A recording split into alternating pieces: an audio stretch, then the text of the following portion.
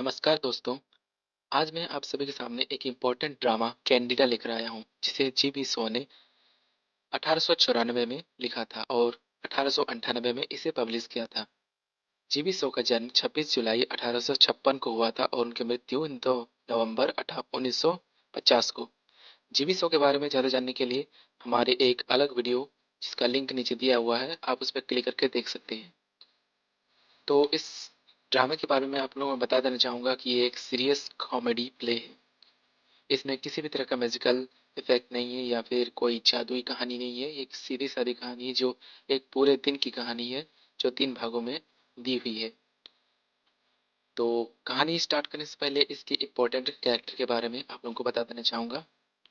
इसमें कुल 6 कैरेक्टर हैं। इसमें मेन रोल कैंडिडा का है।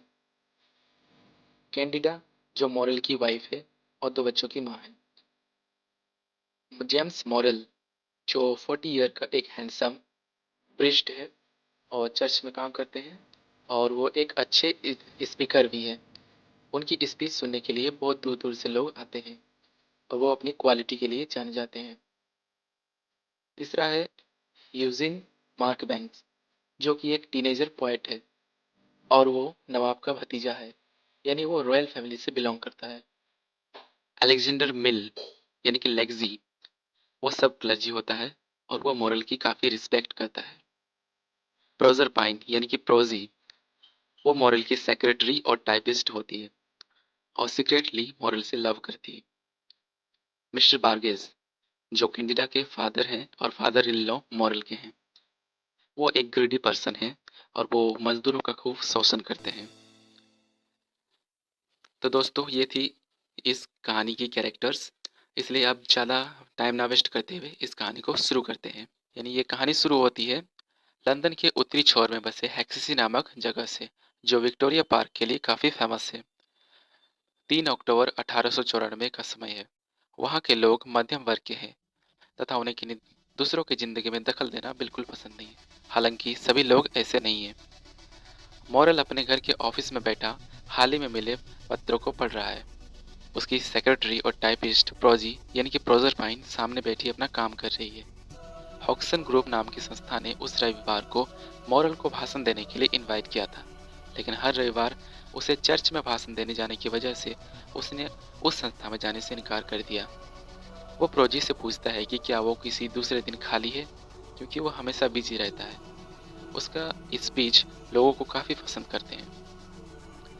प्रोजी तारीख की डायरी निकाल कर देखती है और फिर बोलती है कि वो 28 अक्टूबर को भी खाली नहीं है, क्योंकि एक फाउंडर नामक कंपनी ने उन्हें शाम को डिनर में बुलाया है। मॉरल को डिनर की अपेक्षा भाषण देना ज़्यादा इम्पोर्टेंट लगा और इसलिए उसने 28 अक्टूबर को हॉक्सन ग्रुप में स्पीच देने के लिए रेडी हुआ। तभी लेग्जी आता है। वो मॉरल को बताता है कि मॉरल को उसकी वाइफ कैंडिडा को लेने स्टेशन जाना है, क्योंकि वो आज आ रही है। लेग्जी मॉरल को बताता है कि रास्ते में आते समय मिस्टर बार्गेस मिले थे, वो वहीं आ रहे हैं। ये सुनकर मॉरल सरप्राइज हो जाता है, क्योंकि एक कॉन्ट्रैक्ट की वजह से मॉरल और बार्गेस में कुछ प्रॉब्लम हो गया था, कुछ झगड़े हो गए थे, जिसकी वजह से वो 3 साल तक उनसे नहीं मिला था। तभी कुछ ही देर में मिस्टर बार्गेज आ जाते हैं। वो कहते हैं कि वो अकेले में मॉरल से बात करना चाहते हैं, तो प्रोजी और लेग्जी बाहर चले जाते हैं। बार्गेज उसी कॉन्ट्रैक्ट के बारे में मॉरल से बात करना चाहता है, क्योंकि उसे उम्मीद है कि उसी कॉन्ट्रैक्ट से उसे काफ़ी ज़्यादा फायदा हो सकता है। मिस्टर बार्गेज जो कि हैं वो अपने फ़ायदे के बारे में ही हमेशा सोचते हैं। वो उनके अनुसार रिलेशन का कोई वैल्यू नहीं है।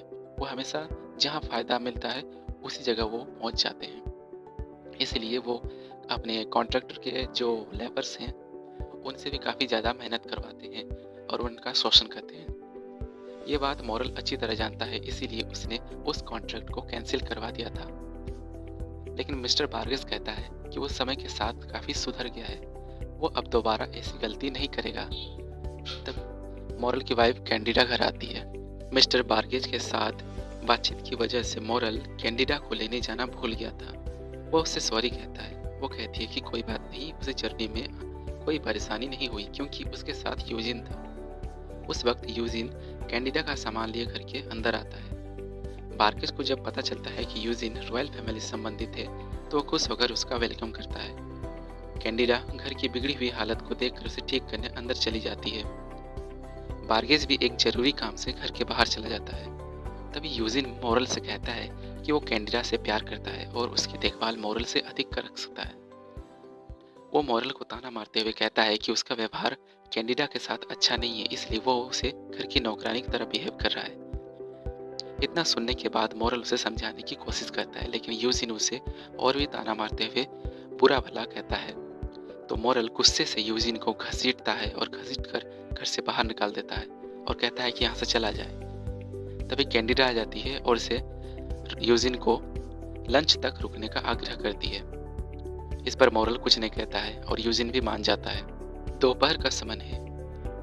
यूजिन अकेला बैठा हुआ है और वो समय बिताने के लिए टाइपराइटर से छेड़छाड़ कर रहा था। जब प्रोजी को इस बात का पता चलता है तो वो यूजिन से नाराज हो जाती है, लेकिन बातों ही बातों में यूजिन लव पर अपना बात रुक जाता है। वो लव मैटर पर बात करना चाहता है और इस बात के लिए उसे यूजी को मना ही लेता है। यानी अब यूजिन और प्रोजी में लव के ऊपर बातचीत शुरू हो जाती है। तब बातों ही बातों में यूजिन को प्रोजी और मोरल के बीच के सीक्रेट लव के बारे में पता चल जाता है। तभी बार्गेज आ जाता है और यूजिन से बातें करने लगता है। वो प्रोजी को वाउ लड़की कहता है। इस पर प्रोजी बार्गेज को असली ओल्ड मैन कहती है। तो इस बात पर बार्गेज गुस्सा हो जाता है और मोरल से प्रोजी की शिकायत कर देता है, लेकिन इस बात को मोरल सीरियसली नहीं लेता है। लंच में अभी भी काफ़ी वक्त बचा था, इसलिए मोरल कुछ अखबार बार्गेज को दे देता है और वो कुछ लिखने लग जाता है।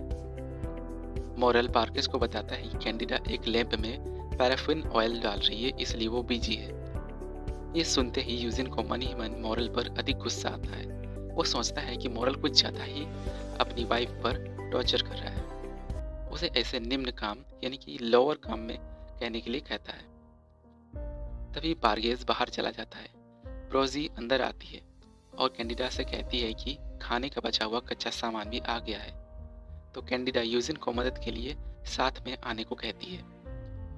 मोरल प्रोजी से कहता है कि उसे बार्गेज को इस तरह से बातें नहीं करनी चाहिए। इससे प्रोजी रोने लग जाती है और बाहर चली जाती है। कुछ देर बाद कैंडिडा मोरल के पास आती है और कहती है कि यूजिन उससे प्यार करता है, और वो कहती है कि उसे भी यूजिन से पता चला है कि प्रोजी भी मोरल से प्यार करती है। इस बात पर मोरल कुछ दुखी हो जाता है। वो कैंडिडा को समझाता है कि ऐसा कुछ नहीं है, वो केवल कैंडिडा से ही प्यार करता है और हमेशा करता रहेगा, क्योंकि उसकी खुशी ही उसके लिए सब कुछ है। तभी लेक्सी आता है और मोरल को बताता है कि मोरल का चर्च में स्पीच देने का टाइम हो गया है, इसलिए उसे जाना होगा। लेकिन मोरल कहता है कि नहीं, मैं कहीं नहीं जा रहा। कैंडिडा के काफ़ी जोर देने पर मोरल चर्च चला जाता है। एक्ट 3। कैंडिडा और यूजिन हॉल में बैठे हुए थे। रात के करीब 9 बज रहे थे। यूजिन अपने पोएटिक अंदाज में कैंडिडा की प्रशंसा कर रहा था। उसकी बातें सुनकर कैंडिडा बोर हो रही थी। ये देखकर यूजिन कहता है कि वो बगीचे में घूमने जा रहा है और सभी लोगों के वापस लौटने पर ही वो आएगा। तभी कैंडिडा उसे मनाती है कि रुक जाओ, वो उससे बातें करे। उस वक्त मोरल घर वापस आता है। वो खुश है क्योंकि उसने आज एक अच्छा स्पीच दिया। उसके आने पर कैंडिडा अंदर जाती है और मोरल के सोने की अरेंजमेंट करने लगती है। मोरल यूजिन से कहता है कि उसका समय कैंडिडा के साथ कैसा बीता। उसकी बातें सुनकर यूजिन फिर से उसे चिढ़ाने लगता है और कहता है कि उसकी गुलामी से वो कैंडिडा को जरूर आज़ाद करवाएगा, क्योंकि वो अपनी वाइफ को काफ़ी टॉर्चर करता है, प्यार नहीं करता है। मोरल जोर से कहता है कि वो कैंडिडा से सच्चा प्यार करता है और इस बात का उसे सबूत देने की कोई ज़रूरत नहीं है। इस पर दोनों में फिर से बहस शुरू हो जाती है। तभी कैंडिडा आ जाती है। वे दोनों आखिर में कहते हैं कि कैंडिडा जिसके साथ रहना पसंद करेगी वो उसी के साथ रहेगी और वही सही होगा। कैंडिडा मोरल से रिक्वेस्ट करती है कि वो उसे पूरी बात बताए, तो मोरल पूरी बात बताता है। सारी बातें सुनने के बाद कैंडिडा अपने पति मोरल के साथ ही रहना पसंद करती है और मोरल से गले मिलती है। यूजिन अपनी हार खुशी से मान जाता है और वहां से चला जाता है। तो दोस्तों, यहीं पे कहानी खत्म होती है। कैसा लगा आपको ड्रामा, इसके बारे में ज़रूर कमेंट करें। Thank you.